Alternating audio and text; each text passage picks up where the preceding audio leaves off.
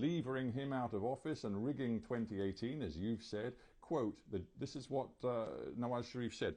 You, directly to the general, the chief of the army, he said, you packed up our government and you put the nation at the altar of your own wishes. You rejected the people's choice in elections and installed an inefficient, incapable group leading to economic catastrophe. What an extraordinary thing to say of your country's chief of army. It's a reality. The buck stops at the top.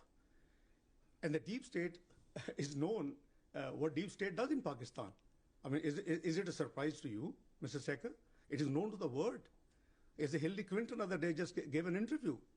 And she said, what is deep state? Quoting Pakistan as an example. So please, we must be fair to analyze things. The election was stolen. It started off from Dawn leaks. Mr. Sharif has been struggling for the supremacy of democracy, for the supremacy